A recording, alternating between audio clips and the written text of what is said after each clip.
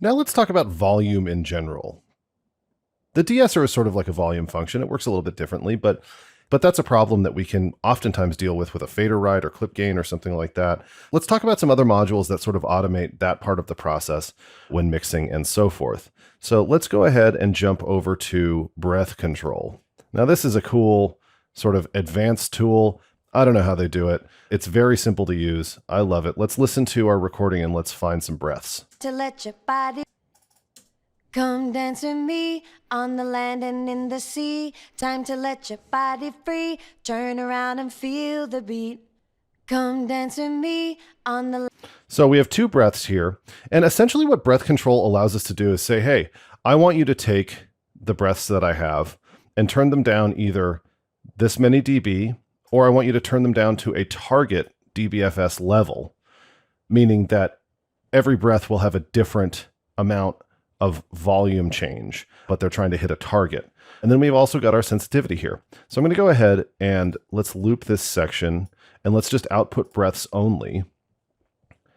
And we can go ahead and preview this and just get our sensitivity dialed in. Come dance with me. To let your body come dance with me. Okay, so the sensitivity is all the way up. That's working pretty well.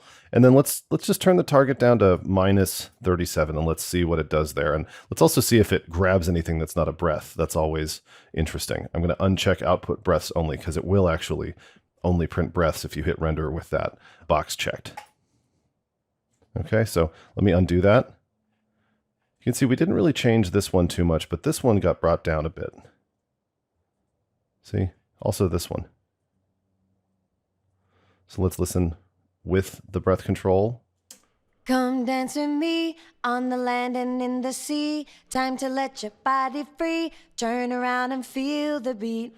Okay, not quite enough for me. Let's pull it down even more. And I'm being facetious with my not quite enough for me because that was definitely enough for me. But maybe you really want to get rid of them and you're trying to do some big broad strokes here. Come dance with me on the land and in the sea. Time to let your body free. Turn around and feel the beat. So you can hear we've gone a little bit too far. It sounds unnatural. It sounds weird. If you wanted that few breaths, I would just recommend cutting them out manually. We've also seemed to have lost something at the beginning. Come dance. Come dance.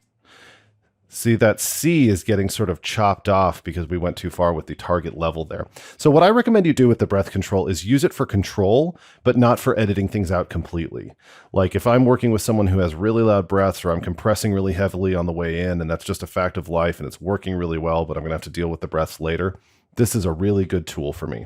It also works great for voiceover, podcasts, things like that. So breath control works really great in terms of riding volume in specific places. But what if we wanted to ride the volume across the board? Well, we could do that by going over to Leveler. This is a super handy tool.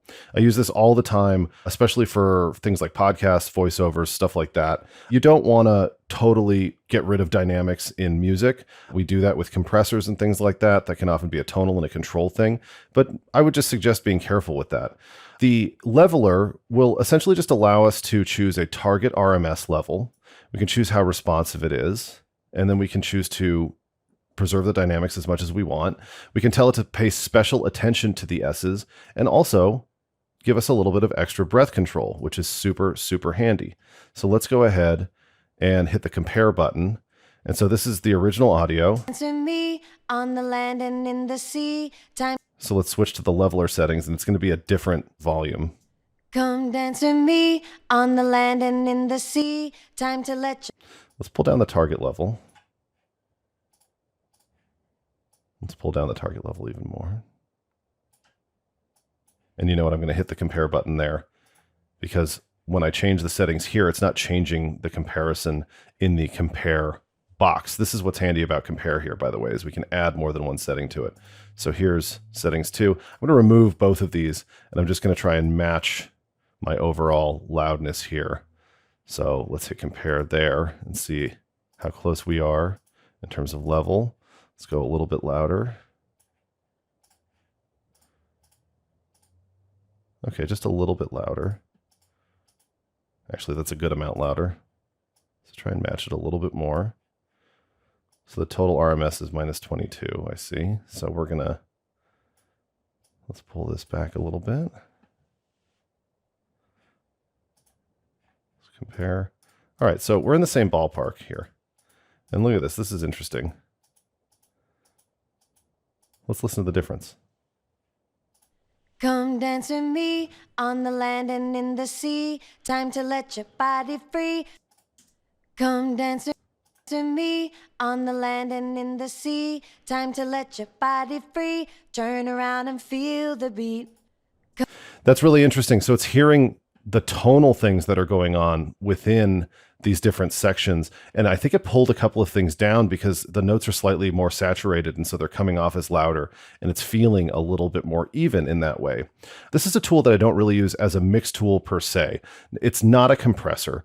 It sort of listens to things. It tries to level them out a little bit. It normalizes, but on sort of an adaptive level, which is super handy. I use it more often for things like podcasts, voiceover, stuff like that. Or perhaps it could be handy if you have a particular chain that one set of vocals are responding really well to, and you want to just try and get the processing really close, but the gain staging is a little bit different. This might be a good place to go because you could say, hey, let's optimize this for music. Let's get a target level going that's really close to what we were doing in this other file. And then we can hit the gear or we can hit the chain in the same way.